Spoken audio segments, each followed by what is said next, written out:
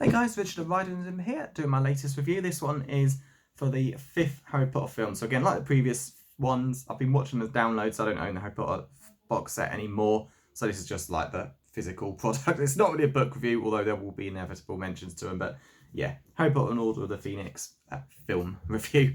So yeah, let's get straight to it. So again, spoilers for the previous ones, but I won't mention what comes after at all. How are you doing? It's let's put that there just in shots. Excusez-moi. Okay, come back. So yeah, this is review for the fifth Harry Potter film. Been watching them again recently, and they're really enjoyable. I've always said the books are like up there as the best, best stories, but the films are good. Nowhere near as good, but I get that a lot of people would have liked them.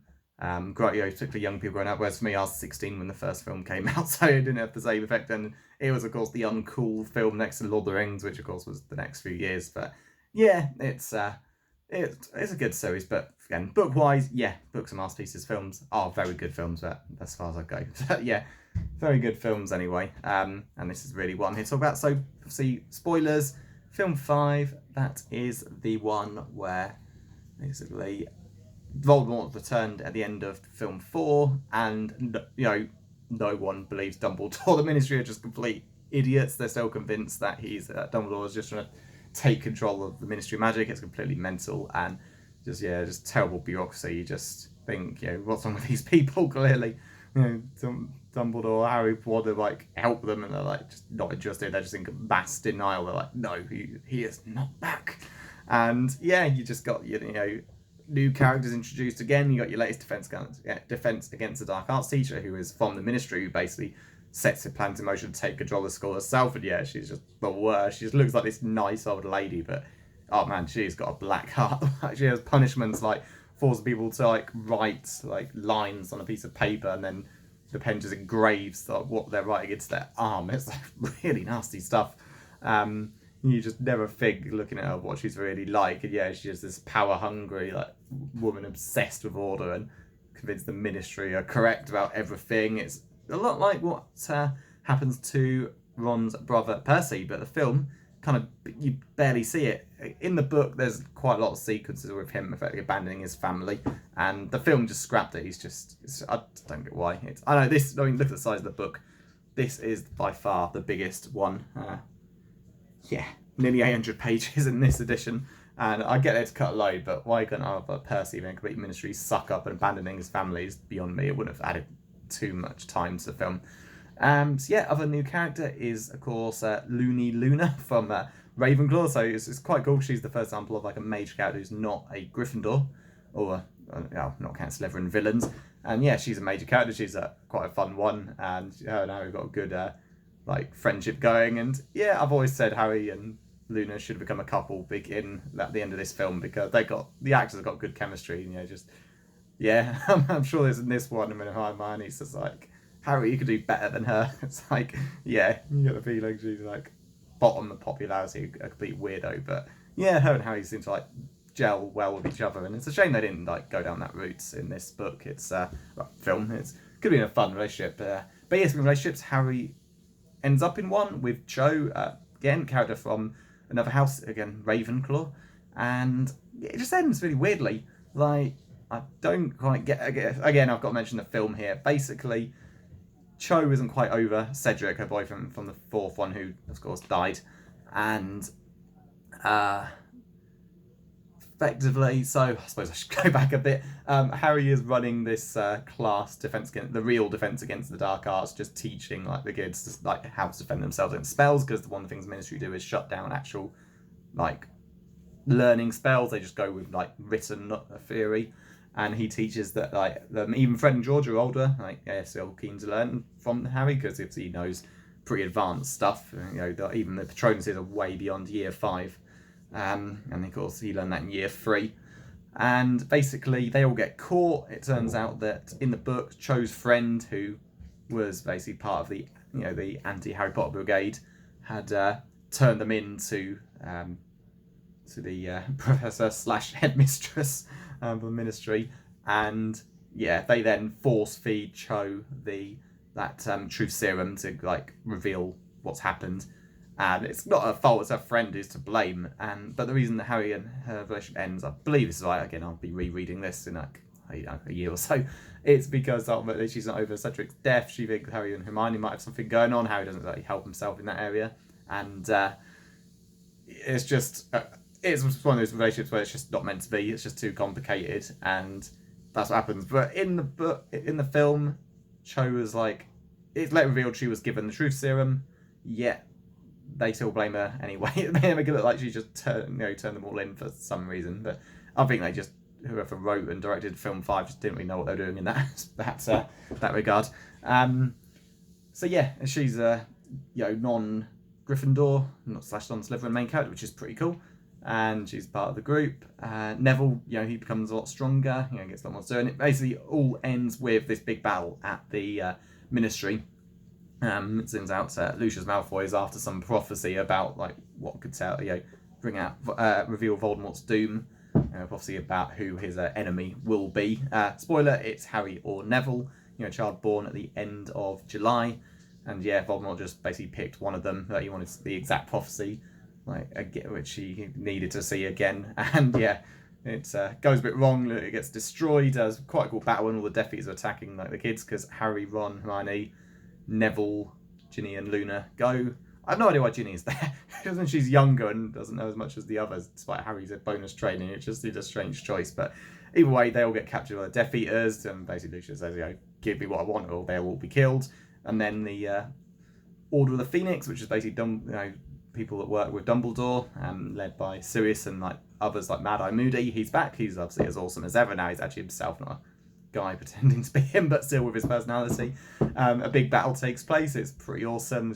It looks good. Some really nice work. The actors are just basically just waving around, particularly ones that aren't even talking, but they make it look believable. It's quite cool how they do all that. So respects there. And it gets quite sad as it looks like they're going to win. Bellatrix Lestrange appears and murders Sirius, and he falls into this it's like some sort of veil that makes his body disappear from the world completely. It's pretty sad. Harry nearly turns full on evil. Hits Bellatrix with that Crucio spell, but he's just not got the level of hatred required to really make it work. Voldemort appears, plans to basically kill Harry again, and amazingly, Dumbledore shows up. Finally, this is what we wait for. Obviously, everyone says Voldemort's the most powerful wizard. Everyone else how Dumbledore is, and you see that it is indeed Dumbledore more powerful. Everyone knows it's in all forms of fictional stuff about magic, Star Wars, Harry Potter. The good side is always stronger. It takes a lot more time, training, discipline to get there. Same thing with Doctor Strange. Doctor Strange 2, you've got strong version on Strange and Wanda. Some people Wanda's more powerful. No, she's not. She's using more powerful attack magic, but the type Doctor Strange is mastered. It's fairly all round. It took a lot longer, a lot more discipline, but he mastered it, and he's the more powerful one. It's exactly the same. Dumbledore is older, he's had more time to master all this magic. He knows different kinds. Voldemort's it's friends that it's just death incarnate. But ultimately, he's not stronger. It's exactly the same in Star Wars. The good side is always stronger. It just takes a lot longer to get there. And you see, it's just incredible special effects. And it's not just random launching spells back and forth. It's the direction is amazing.